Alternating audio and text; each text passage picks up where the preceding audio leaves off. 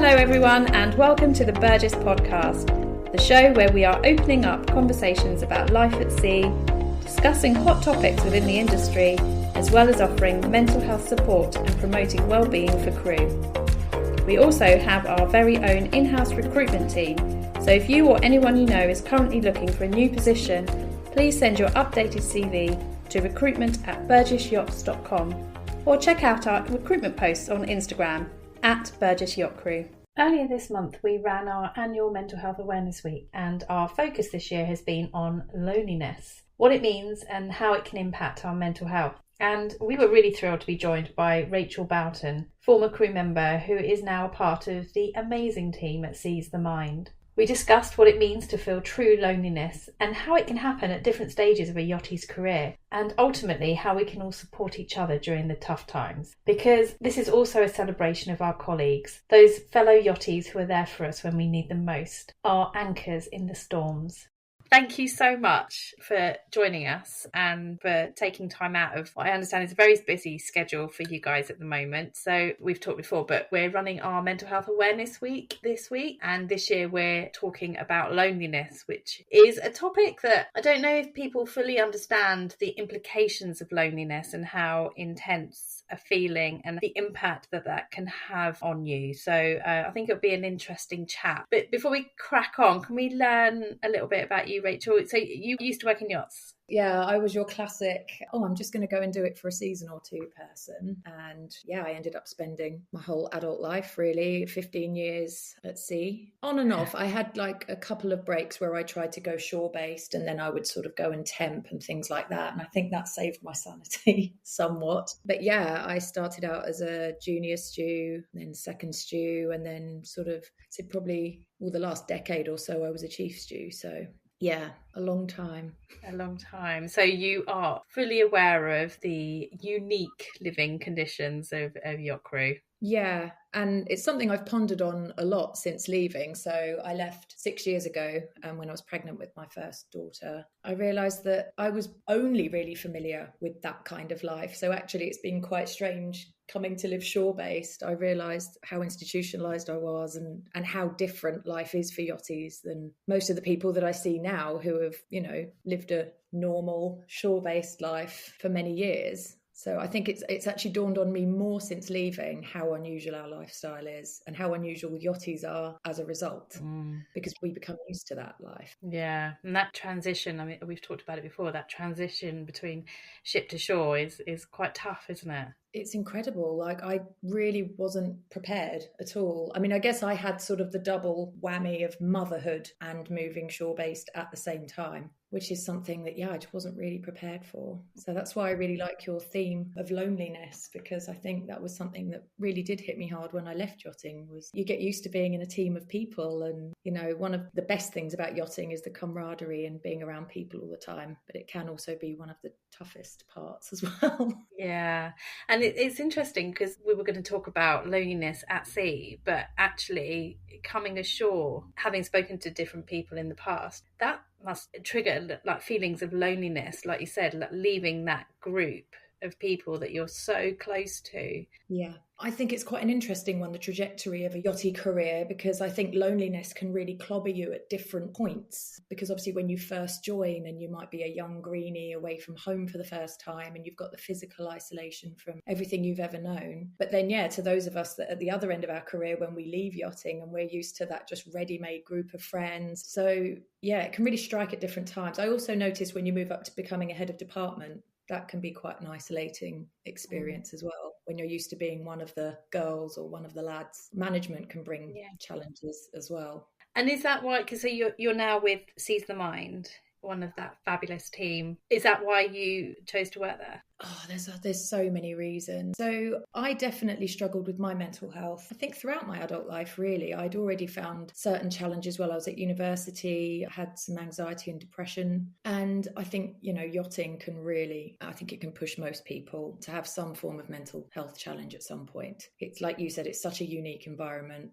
there was a key crew survey recently, and there was some terrible stat that, 41% of crew had said they'd had increased mental health problems since stepping onto a yacht, so it's not a rare thing. So yeah, I'd definitely felt the effects of yachting on my mental health. I definitely experienced burnout. And over the years, I sort of became much more protective of my own mental health. I think you sort of learn by osmosis some of your own personal coping strategies. But Emma, who runs Seize the Mind, is one of my best friends. So when I saw that she was sort of, it was like a call to arms. I loved it. When you're sort of friends and you've been ranting about something for so many years, and you just think, oh my God, she's actually doing something about it. I've been so inspired. Sort of while I've been off doing the whole becoming a mum thing, Emma's been off starting this amazing company where I just like the fact that she's sort of gone on a double-pronged approach. So she's obviously got the physical product of the mental health first aid courses, which I thought was great because for a long time I couldn't think of a simple solution to some of the mental health challenges that we had in yachting. But she's also gone on this big campaign of just trying to get people to talk about and discuss and become aware of mental health issues at sea, which I do feel really strongly about it. And I'm so excited to actually be able to help with that in some way now. Yeah, I love Emma. She's such an inspiration. She's such a force for positivity. And Emma's great because she helps us from the yacht management side see what we can do better, what we can do to help, because it has to come from the top down, basically. Yeah, it really does. I've been so thrilled to see the involvement of management companies in this, because it definitely can't be done just from one angle. It has to be taken seriously on all levels. I think for a long time, any discussion about mental health suffered with a bit of a PR problem. I think yachting can be a slightly macho industry. I'm going to say that. You're allowed. I've said it. There might be sometimes some slightly old-fashioned views out there in terms of that any discussion about mental health is a bit touchy-feely and a bit soft. And actually, as we know, the really bad end of mental health issues, really bad things can happen if we don't take mental health seriously. And it kind of seems a bit wild to me now that we've talked about it so much, we've thought about it so much, that I'm like, oh my God, I can't believe that we used to think it was just okay to go to sea. And nobody on board would know what to do if somebody had a psychotic episode. Nobody would know how to deal with a schizophrenic guest or a crew member, or, I think we think of anxiety and depression and things like that, but there's actually really dramatic things that can occur. We all do our medical first aid, and yet we were sort of trundling along, not really thinking about the things that were going on. And we would have all worked with people with addiction issues, with mental health issues. If they say like 1 in 4 adults have a mental health issue at some point, well, if you think on a crew of 20, 25, 30 people, that's not an insignificant number of crew. Yeah. And I think one of the things that I've learned from the mental health first aid training that I've done with Emma is that mental health can be seen as, it's depression, it's suicidal thoughts, it's, the most extreme examples, but actually it can be a lot more subtle than that. And it's about talking to people early enough to stop it from reaching the more serious end of the spectrum. Yeah, definitely. So we're talking this week about loneliness in our campaign, and we're using hashtag Anchor in the Storm to encourage people to celebrate those who help us through our tough times. What makes loneliness at sea so unique compared to shoreside, for example? I think there's a couple of things. I mean, there's obviously the starting point of the physical separation, like in its very nature, yachting.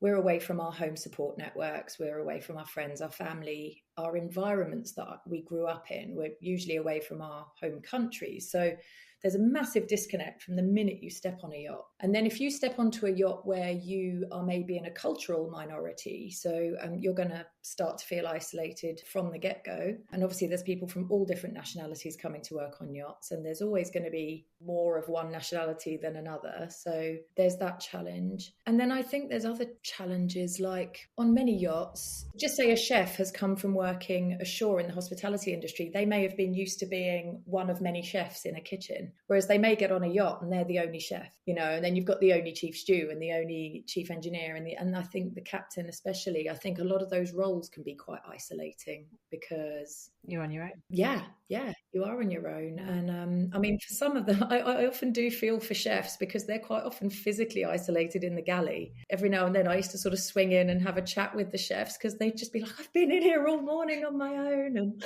and if you think we're doing that for a whole season, that's a long time in your own head, in your own company. So we often think of loneliness as being physically alone, whereas obviously on yachts, we're rarely physically alone. But I think you can feel very lonely in a group of people if you don't feel connected to those other people, or you don't have something in common with those other people, or you're not part of a team necessarily. So there's definitely quite a few different issues, and we're constantly on the move. Yeah. Would you say, is it fair to say that cliques can form on yachts? Oh, yeah, for sure. I think on larger yachts, obviously, it's more of a hazard because there's physically more people. On a small yacht, you can't really... if there's 5 of you, we don't have enough for a group. I worked on a 95 metre for my first ever boat, and I definitely noticed that, I was like a wide-eyed sort of greenie, and I was sort of sussing it all out, and I really noticed there were people that, as soon as the working day finished, we were sitting in Palma, so a lot of them would just disappear instantly, and I'd see like a few of them were walking off to the gym together, or a few were going here. It's a hazard in any workplace, I suppose, but again, when people are not leaving an office and going home, or leaving their workplace and going home to their partner or their friends or their family, I think those cliques, they can become quite damaging because they can exclude people who have nobody else.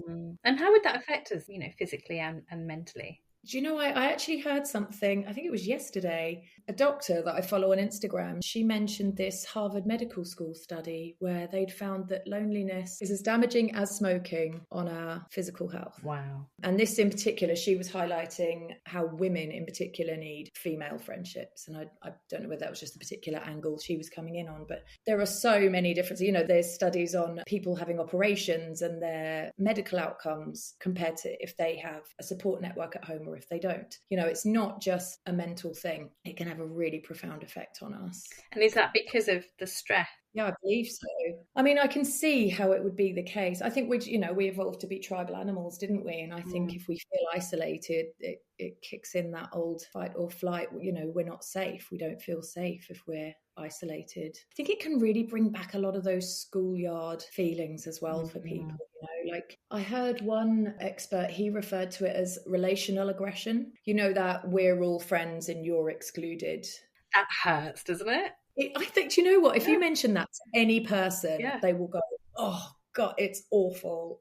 I would imagine that would resonate with most people. I think it really does. I think most people have had a moment at school in particular or when they were younger where you can almost feel it to this day if you remember it. Yeah. And I think sometimes on yachts, I noticed that we can start to fall back into those schoolyard behaviours because there's always going to be people that you relate to more than others and people that you get on with more than others and when you're tired and you're exhausted, which let's face it, we often are on yachts, you may not have that just extra bit of energy to think, I should go and see that person looks like they're on their own, or you might just think, oh my God, this is my only evening off in a couple of months. I don't really want to spend it with anyone that I'm not just going to have a great time with. So it's tricky because it can make us a bit selfish at times, maybe. And we all need those selfish times as well to care for our own mental health, don't we? But for that person who is feeling that crushing loneliness, what's the impact on them mentally? Well, I think like you mentioned, the stress of it, it'll affect you like any other stress. It can really lead on to other mental health issues like anxiety, depression. I mean, I know that addiction, it's quite often discussed that addiction is a response to lack of connection. So it's actually almost like a direct knock-on effect, which is why 12-step groups are so effective in combating things like alcoholism and addiction, because they give somebody a ready-made group of people people who understand them and relate to them. If you're going to take away that numbing crutch that somebody has had of alcohol or drugs or something, quite often what they've been numbing is a lack of connection, feelings of isolation and loneliness. So it's like it spreads its tentacles into everything. Yeah. I was just thinking, would it affect their feelings of self-worth? You know, does it make you feel like I'm not good enough to be here, or maybe I'm not a nice person, maybe I'm not fun enough, and you just question your own personality and your own trait? 100%. I know everybody has different views on things relating to what age people should be allowed to start working on yachts, but I've always sort of maintained that I really think people should think about letting their teenage kids go to work on yachts. I really feel like, you know, people need a certain level of resilience before they're going to put themselves into those spaces. And I think teenagers are quite vulnerable to those feelings of, you know, we've seen all these stats about, you know, the effects of social media on teen mental health. And I think it is because they're particularly vulnerable to feeling worthless if they're not accepted by the tribe or the peer group. So, you know, I've always said, oh God, please don't try and join a yacht until you're in your 20s. Just so you can cope a little bit more with those inevitable challenges. They're going to come. And social media must have a huge impact on loneliness. You know, seeing people at home, family weddings, friends' weddings, parties, gatherings, that must have a huge impact as well. Well, being truly ancient, I can remember I experienced both. I experienced working on yachts before social media, and I experienced it after. And I must say, it was excruciating at times. Things like Christmases, if I was, you know, on a Caribbean charter, I would torture myself with looking at, you know, I'd just be scrolling through social media and I'd see my friends at home with their families, you know, and it was so much harder than actually when I didn't see what anybody was up to. So it's a really difficult one because internet connection and the ability to connect with home is such an important thing for seafarers. But at the same time, if you're just sitting there scrolling Instagram, looking at Facebook, whatever, and just seeing, like you say, people at big events and family events. And yeah, Christmas was the one for me. Oh, Christmas, that must be tough. So what are the signs that we can look out for in other people, in our fellow crew, that they may be struggling with loneliness? What are the early signs? Because obviously, you know, there's a difference between having periods of feeling lonely, missing your friends, to when it becomes more serious. How do you look out for those signs? How do you recognise that? I mean, I definitely noticed that sometimes, ironically, they'll isolate further. You know, when there is a crew event, they don't really want to come, or they're just sort of retreating to their cabin quite a lot. I think sometimes that's a sign that, you know, like that they're not feeling that connection when they are around everybody, so they'd rather just be alone. So it's a tricky one because it can manifest in the opposite, and you get somebody who's overly loud and just gets drunk all the time, again, because they're struggling to connect, so they look for a, you know, different solution. And like, humans are so resourceful, and we scrabble around trying to find all different ways to cope with internal feelings, so it can manifest in really different ways. Yeah, and I was going to say, we're all so different that it must be hard when you haven't had that mental health first aid training. It must be hard to try and look out and recognise signs when everyone does react differently. So I guess it's understanding the change in personality. Yeah, I think like a change or a shift. And I think there was something that I read about when I was reading about relationships, but I think it's applicable to working relationships too, is that people will often make bids for connection. So maybe they'll just come and they might ask you what seems like a bit of a daft question, but I think it's actually just that bid for, I'd really like to talk to you. And I think sometimes when we're busy and we're not really paying attention, it'd be very easy to brush that off or think, why are they asking me about, you know, have I ever played the guitar, or some like really random question, you know. But I think looking back on it now, you know, sometimes you just wish that you'd had the benefit of hindsight at the time, you know, that sometimes I think, maybe that person was trying to connect. And unfortunately, some people will make negative bids for attention and connection. And I definitely worked with one or two of those who, almost like a naughty child, they would sort of do something to provoke a response. Yeah. And actually looking behind it, I think sometimes they were lonely but they didn't know how to connect with people very well. And so they'd almost sort of brush people up the wrong way. It really can be quite a large spectrum of behaviours. Yeah. So how would you recognise that your own behaviour is due to loneliness? Would you recognise that in yourself? it's a funny word, loneliness. I think there's a lot of shame associated with it. I think especially because a lot of yachties are quite extrovert people. I don't think many people will decide to go and live and work on a floating vessel in the middle of the sea unless they have some level of, I can be in the mix with people and confidence. Yeah. So I think sometimes for somebody who has previously considered themselves to be an extroverted person or somebody who's got people skills, to actually admit that they're feeling lonely can be quite hard. So sometimes I think it can take us a minute to actually think, actually, I think I am feeling a bit out of the loop here. But I think sometimes if we just sit and take a minute and check in with ourselves, the penny will drop.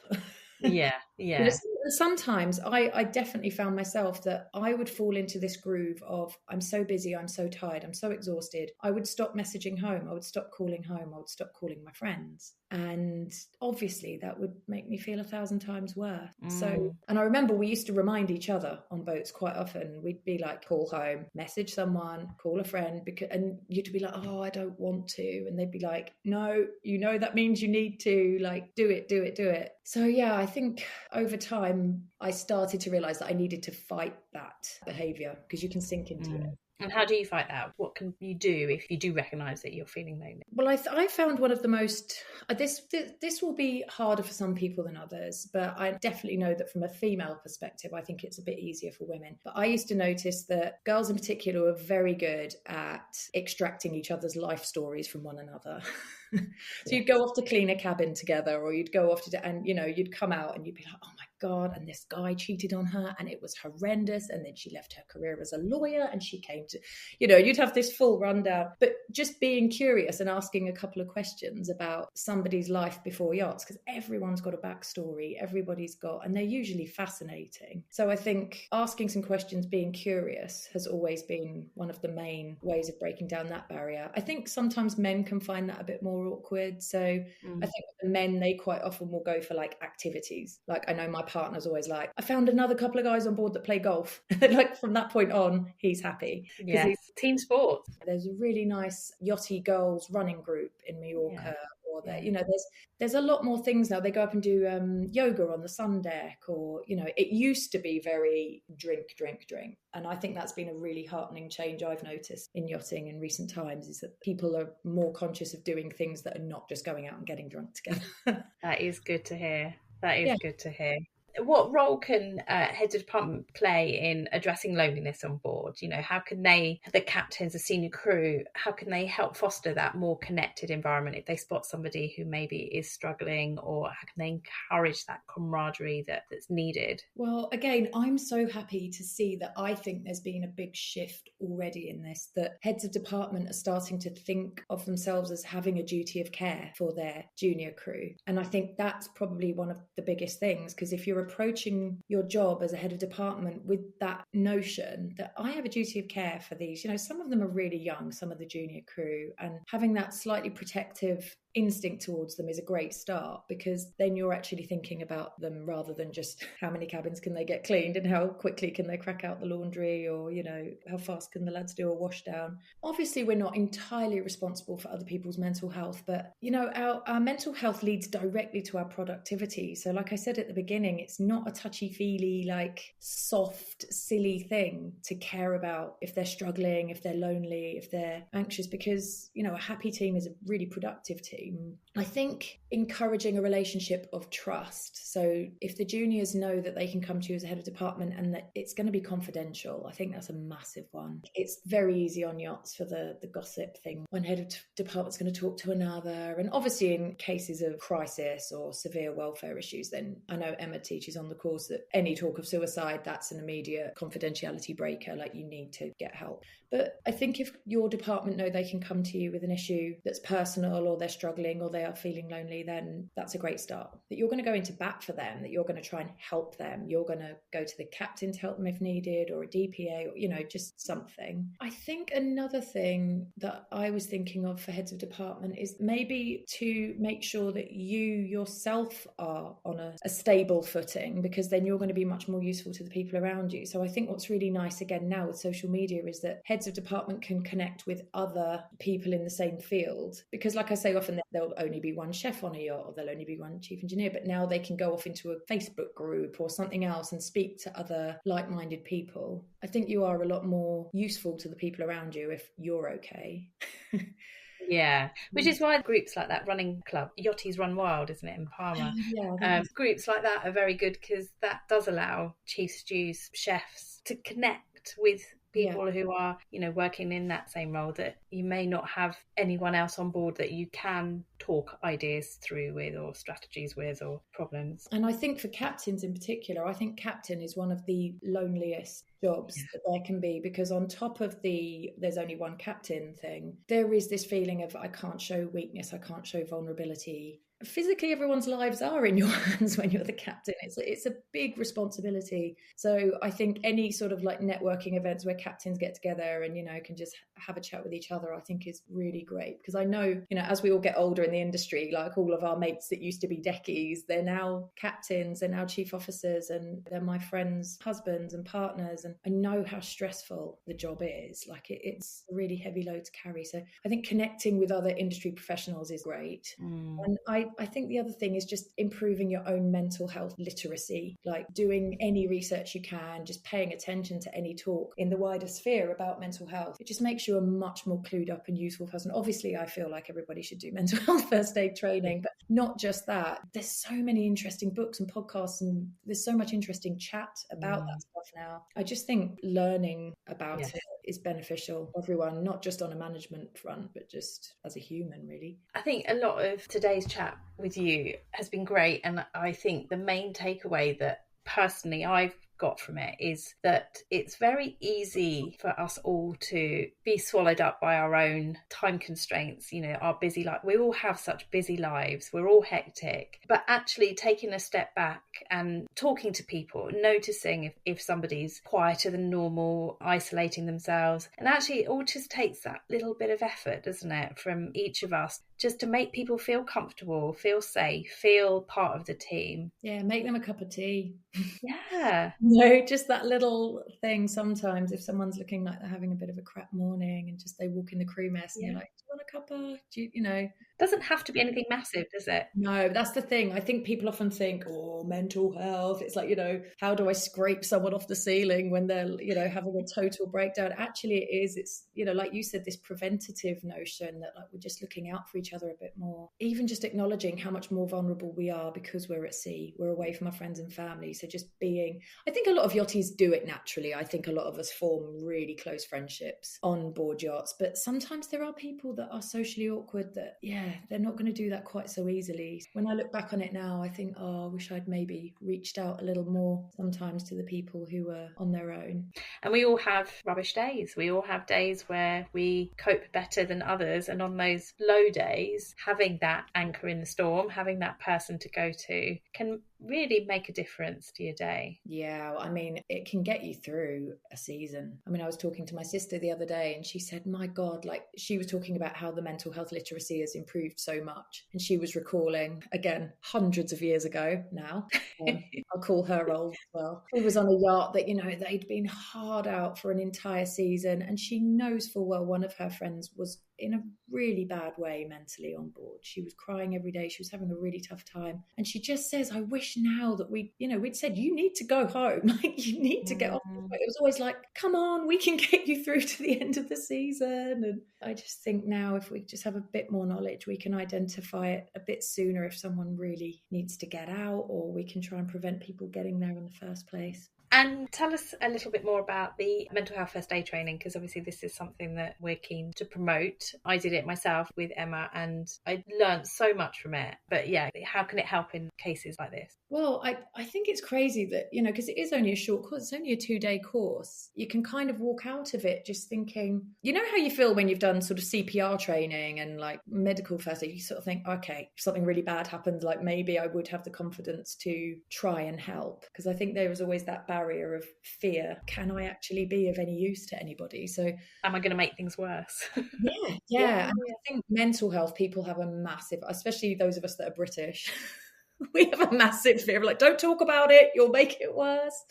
It's been brought up with the stiff upper lip notion. It's like, oh no, don't ask them anything personal. So they obviously do this algae or algae, however you like to say it, which is the means for remembering the different things you do. And it's approach, assess and assist, listen non-judgmentally, give support and information, encourage appropriate professional help, encourage other supports. So it's very practical stuff, but it's stuff that we might not always think to do if we didn't just have like a bit of a framework to stop and think, okay, how am I going to do this? Even just like listening, thinking about the way that we listen. I think that was one of my big takeaways. Yeah.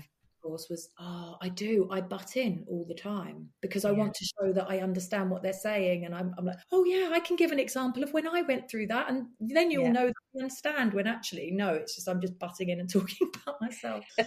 Just bringing something up, you're not going to make it worse. Just having that in your head is really helpful. The non-judgmental listening, you know, sometimes people might tell you thoughts that they're having, which they might sound crazy, they might sound silly, but if somebody's had that thought, sort of rumination going on and on and on inside their head, that can become really, really hellish and unpleasant. So not showing any huge response necessarily to what they tell you, you know, you just sit there going, oh my God, really? You know, just like having a calm response. And then just acknowledging that, you know, none of us are therapists, none of us are people that are going to be running in rescuing anybody. What we're going to do is just try and keep people safe until we can connect them with somebody that can help them. And, you know, I think it's so nice now that we know that online therapy exists. There are so many different ways in which people can on board access help, which, you know, in the past wasn't a thing that we had. So no, there's a lot more support